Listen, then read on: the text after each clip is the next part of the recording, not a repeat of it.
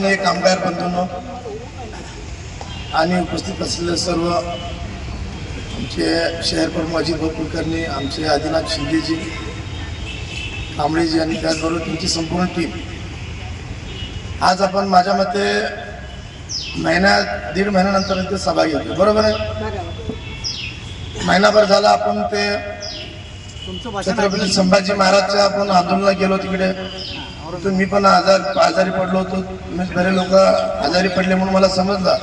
मी शिंदे साहेबांना वारंवार विचारत होतो की कामगारांची तब्येत वगैरे कशी आहे, झालंय काय ते आजार आहे, म्हणजे सर्दी खोकला ताप हे एवढं झाला की संपायला तयार नव्हता.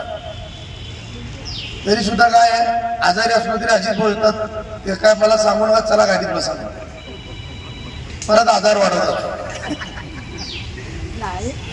आणि मला सुद्धा असं आहे की खालीद भाई असेल, अजित भाऊ असेल, दत्ता भाऊ असेल, एकदा मला सांगितले तर मला नाही म्हणायची सवय नाही. कारण का आपण रात्रंदिवस लोकांसाठी काम करतो, आपणही बघितलेलं आहे. आणि शिंदे साहेब तुम्ही म्हटलं की तुम्ही कार्यकर्ता आणि तुम्ही महाराष्ट्रभर नेता झालाय. आता सध्या मंत्रालयापर्यंत तुमचं नाव केलं की कामगारांचे प्रतिनिधी म्हणून. एक लक्षात घ्या, हे इमानदारीची ताकद आहे मित्रांनो. आपण जर बेमानी केली असती कुमार करंजी सारखी तर मात्र काय लय मोठं झालं असतं. पण काय असतं तुम्हाला सांगतो, इमानदारीची ताकद जी असते ती खूप मोठी असते. हा कुणाचे भाऊ शिंदे भाऊ तर कुमार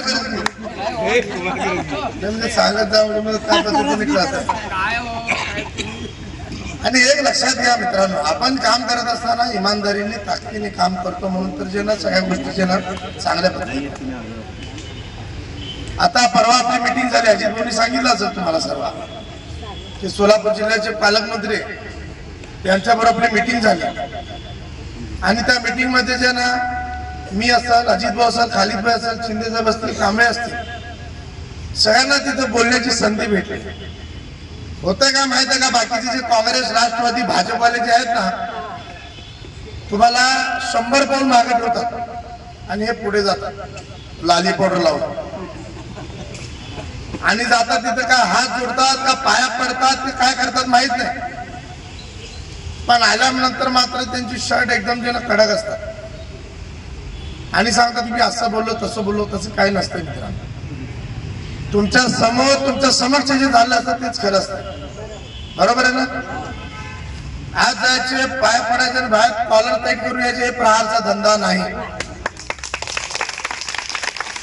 आम्ही जे समोर आहे तेच मागे असणार आहे तुमच्या. मी वारंवार सांगतो की आपले लक्ष्मी विष्णू कामगारांचे जेवढे काही कामगार आहेत ते सर एका जातीत असते. जर सगळेच हिंदू असते तर तुमचं काम कधीच संपलं असतं. सगळेच बौद्ध असते तर तुमचं काम कधीच संपलं असतं. सगळे मुसलमान असते संपलं असतं. पण तुम्ही सगळ्या जातीमध्ये आहे म्हणून तुमच्याकडे दुर्लक्ष केलं गेलं, बरोबर आहे ना?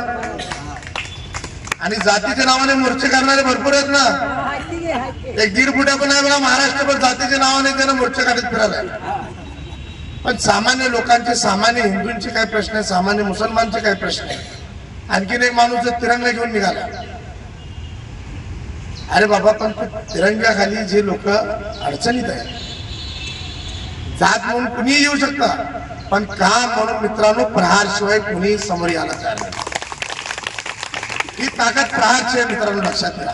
त्या दिवशी बच्चू कडू साहेब आले होते, तुमच्या समक्ष आले, येऊन बसून सांगितले की तुमचा घराचा प्रश्न संपला नाही तर बच्चू कडू सुद्धा तुमच्या सोबत आंदोलनात असाल म्हणून. ही ताकद आहे मित्रांनो, लक्षात घ्या. त्या दिवशी सुद्धा बच्चू भाऊ पहिला सांगित होते की पहिल्या लक्ष्मी विष्णू कामगाराचा विषय घ्या.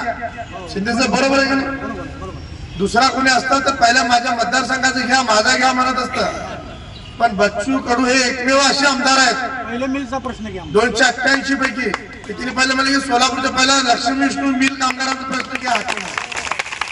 मित्रांनो, हे महत्वाचं लक्षात घ्या.